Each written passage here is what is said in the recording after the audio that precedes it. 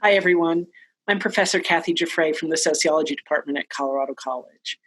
Maybe one of the questions we get most is how the block plan makes a difference in the way we approach teaching here at CC. So I thought it would be really interesting to bring some of my colleagues from the social sciences together and ask them to speak a little bit about the things the block plan makes possible for them in their classrooms.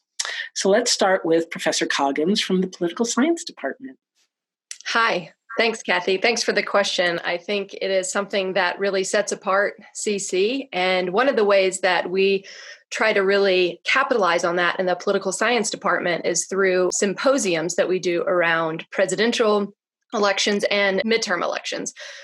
In my time here, we've done a symposium in 2016 and 2018, and we plan to do one in 2020 as well. What we do is we bring in notable journalists, political figures, and some academics. And in doing so, we hope to capture political discourse in real time, giving students the chance to put their fingers on the pulse of US politics with the very people sort of framing and studying the conversations and debates of the day. We teach a handful of classes in the same block that we host the symposium. Think classes like campaigns and elections, ideology, public policy making.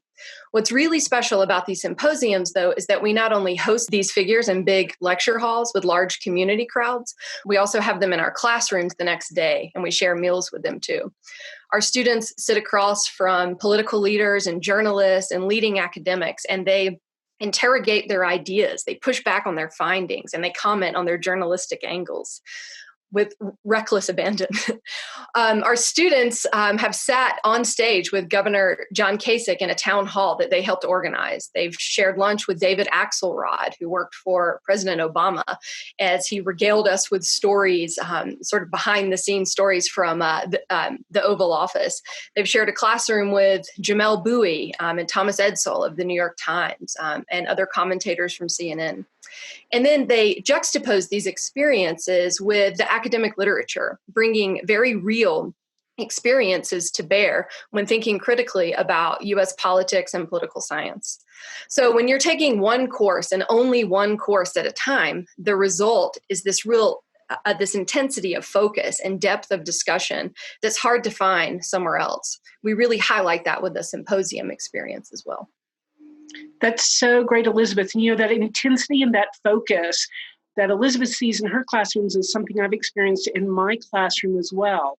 Last fall, in my social theory class, we were discussing social constructions of gender. As the students were discussing this, we were talking about the ways in which it affects us in our daily lives, right down to the gender-segregated bathrooms in Palmer Hall, our building.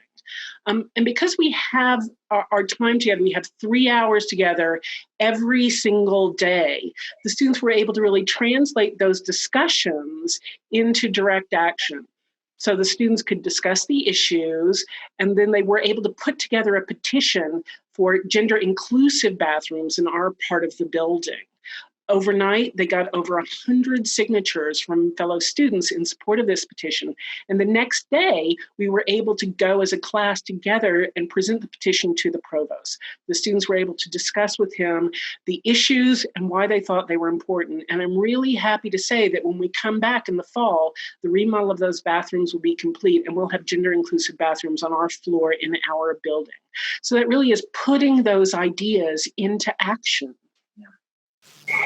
Well, thank you, Kathy. And I actually have to emphasize again the intensity and focus. Every other year, I get to teach a class with Sean Womack from the Drama and Dance Department, and it's called The Art of Insurgency. The first week, we look at the way the arts contribute to stories that people in power tell about themselves, why they belong in power and others don't, and how the arts reinforce those. And then we look at how resistance movements and opposition movements challenge those stories of power using the arts themselves. And then after 5 days on campus, we hop on a plane and we go to Belgrade, Serbia, and we embed with this group called Da Teatr, which is this wonderful feminist theater group that has been challenging nationalism and ethnic hatred and the narratives and the arts that support that for the last 30 years. We stay there for 2 weeks, and then we move on to Sarajevo, and we look at the way that nationalist stories and the arts have contributed to that country's difficult history. But this ability to go anywhere affects a lot of classes. I have friends that have gone all over the world and all over the country and all over our local community. And the intensity and focus of the block plan allows them to do that. Thanks, John. That sounds so great, so exciting.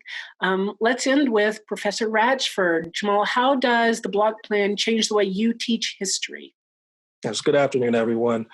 So in terms of thinking about teaching history on the block plan, I think one of the benefits not only deals with professionalization excellence in the classroom, but also co-curricular excellence and thinking about their own broader aims in terms of professionalization outside of the classroom. In my American Sport and Society course, we have a Sport is Career Day.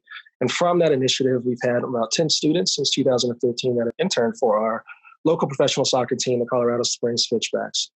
So I'm thinking of the block plan in history, be prepared for rigor, be prepared for caring and warm professors that will push you and challenge you, and also be prepared for professionalization opportunities. Thank you, Jamal, and thank you, everyone, for listening. If you have any questions, feel free to give us a call, drop us an email, and we'll see you in September. Bye. Bye. Bye.